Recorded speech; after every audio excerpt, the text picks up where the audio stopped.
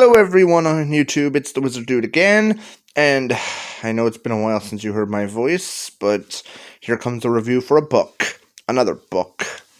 Now, in case some of you don't know, I am an avid Harry Potter fan. I've read all the books, I like what they do, and they're influencing my show.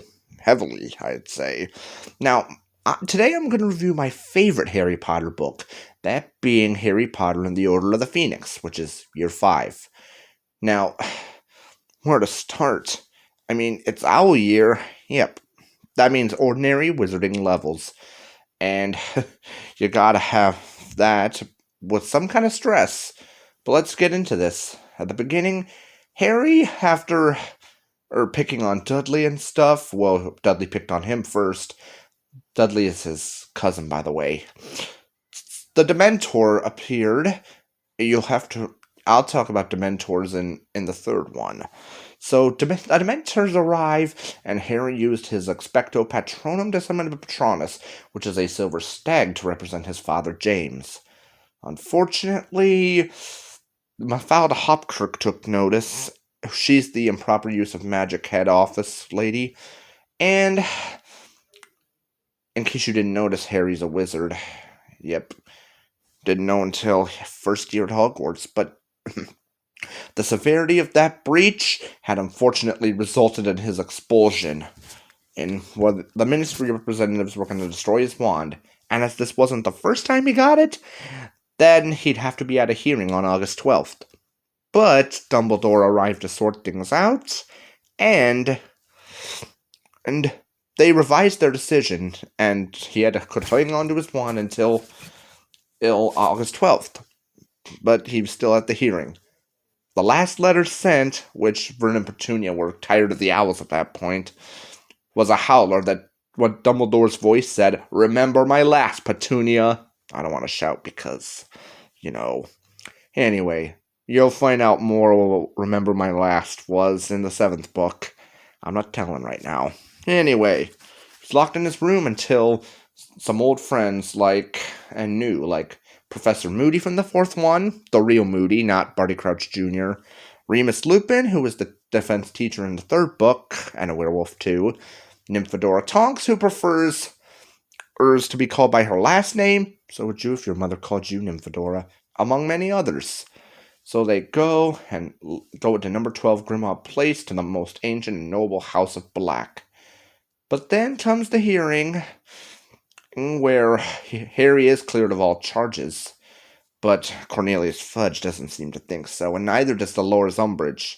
Ugh, where do I even begin with Umbridge? She is one of the worst characters in Harry Potter history, but she was meant to be that way, I think. Oh, she is one bureaucratic lady, whose methods are strange. But once they get to school, they find Umbridge is teaching Defense Against the Dark Arts, unfortunately, and that she refuses to let them use magic in their Owl Year, too, and that a theoretical knowledge will suffice. Yeah, Professor Quirrell thought the same thing, but both of them, it's in fact more hindering, definitely. Most other teachers preferred a practical approach, except for Lockhart, who's a fraud anyway. I don't like Lockhart either. Anyway, throughout the book, Harry got lots of things, like the constant weak detentions, which he used the black quill that had him etch the words "I must not tell lies" in the back of his right hand. Ouch. And Umbridge also could inspect teachers like Trelawney, whom she almost got rid of, but it was Dumbledore's wish that she stayed. And the thing is, he had hired a centaur, Firenze, to replace her. Oh boy, Umbridge was not happy about that. So, Harry decided to teach several students Defense Against the Dark Arts in the Room of Requirement as Dumbledore's Army. Yes, he went with Ginny's decision instead of Cho Chang's more generic Defense Association. Now, you're going to notice Ginny plays a bigger role in this book than others. That's because, well, might be foreshadowing for the next one. Anyway, they eventually do get caught by Umbridge. age.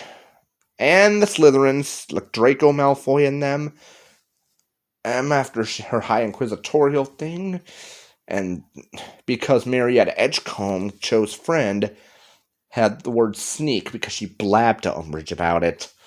So yeah, then Umbridge replaces Professor Dumbledore as the head of Hogwarts School and creates the Inquisitorial Squad out of Slytherins who are supportive of the Ministry action.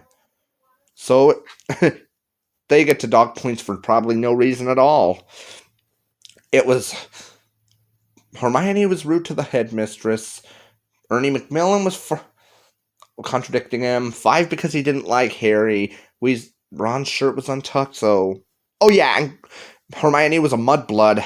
Hey, don't say that word anyway. So 10 for that. So then, after the owls are taken, everybody shows stress to some degree, but the problem is a few of them burst into tears and had to have a calming draught. And meanwhile, Harry also takes occlumency lessons, which he has remedial potions as an excuse, but Snape, unfortunately, is not a good teacher. I mean, I like Snape. I really do. Because he ended up saving Harry in the last one, proving he's not all evil after all, but he could be a bit of a jerk sometimes. Anyway, after owls are taken, Umbridge forces Harry to tell him where Sirius is, and then she says the Cruciatus Curse ought to loosen your tongue, and revealed that she was the one who sent the Dementors after him. Yeah, and she almost sacked Hagrid after he came back from his mission with the Giants and his half-brother Grawp. But Umbridge ended up getting attacked by the centaurs in the forest as they went to the Ministry of Magic, where Lord Voldemort, and yes, I can say his name now because he's dead, Ed, attacks to get the prophecy where Dumbledore fights back.